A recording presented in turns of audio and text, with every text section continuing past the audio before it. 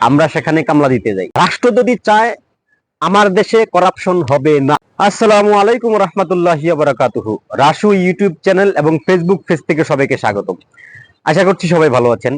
আজকের আলোচনা বাংলাদেশ।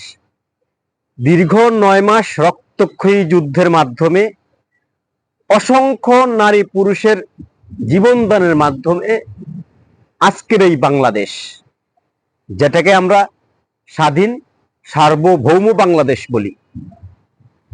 এখন প্রশ্ন হচ্ছে, এই যে বাংলাদেশ, এই বাংলাদেশের জনগণের কাঠামোগত পরিবর্তন বা উন্নতি কতটা সাধন হলো?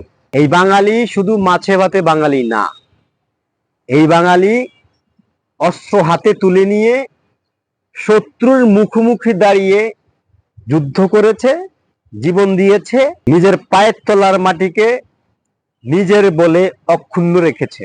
জুলুম, নিপীড়ন, স্বৈরাচারীদের হাত থেকে আমাদের ভূখণ্ডকে আলাদা করেছে। এখন আমার মনে প্রশ্ন, এই বাংলাদেশ কেন অন্যান্য দেশের মতো উন্নত হলো না? উন্নত বলতে আমি যেরকম বুঝি, এই সমাজের অনেক মানুষ এখনো দারিদ্র সীমার অনেক নিচে বসবাস করে। অনেক, এই সমাজে অনেক বেকার যুবক ঘোরাফেরা করে। এই সমাজে এখনো অনেক মানুষ ঋণের দায়ে জর্জরিত।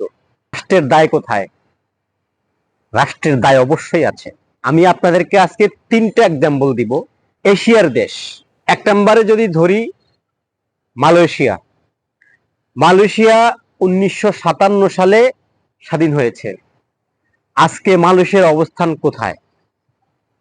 বিশ্বের দরবারে মালয়েশিয়ার একটা ভালো অবস্থান আছে। বাদ দেন মালয়েশিয়া। সিঙ্গাপুর, এই রাষ্ট্রকে আমরা একেবারে আধুনিক রাষ্ট্র বলি। সিঙ্গাপুর সিঙ্গাপুর স্বাধীন হয়েছে 1965 সালে। আজকে সিঙ্গাপুরের অবস্থানটা দেখেন। সিঙ্গাপুর কোথায় আর আমরা কোথায়? যে দেশটা 1965 সালে স্বাধীন হয়ে কত বছরের ব্যবধান, তারা এখন বিশ্ব দরবারে রাজ করতেছে, আমরা সেখানে কামলা দিতে যাই। আরো অবাক করার বিষয়, আপনি আশ্চর্য হবেন, আপনি অবাক হতে বাধ্য। কাতার 1971 সালে কাতার স্বাধীনতা লাভ করে। 1971 সালে। অবাক লাগছে না? আমরাও সেই সেম বছরেই স্বাধীনতা লাভ করি। আজকে কাতারের অবস্থানটা একবার খেয়াল করেন। তারা কাদের সাথে খেলে? যুক্তরাষ্ট্র, যুক্তরাজ্য, ইসরায়েল, তাদের সাথে তাদের উঠা বসা। আমাদের অবস্থানটা কোথায়? রাষ্ট্র যদি চায় তাহলে কি এই দেশের উন্নতি হওয়া সম্ভব? রাষ্ট্র যদি চায় আমার দেশে করাপশন হবে না, সম্ভব?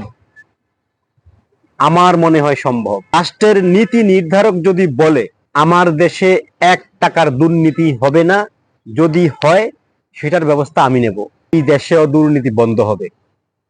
এই দেশও সিঙ্গাপুর, কাতার, মালয়েশিয়ার মতো গ্রো করবে। যেই জাতির হাত এবং চোখ থেকে একটা মশা রেহাই পায় না, একটা মশা ফাঁকি দিয়ে যেতে পারে না, সেই জাতির হাত থেকে এত বড় বড় দুর্নীতিবাজরা কিভাবে রেহাই পায় আমার মাথায় কাজ করে না। দুর্নীতি যদি বন্ধ হয়, এই দেশের উন্নতি কেউ ঠেকাতে পারবে না। রাষ্ট্রপ্রধান এবং ক্ষমতাধর ব্যক্তিবর্গ দুর্নীতি ঠেকান, এই দেশের উন্নতি অটোমেটিক হবে।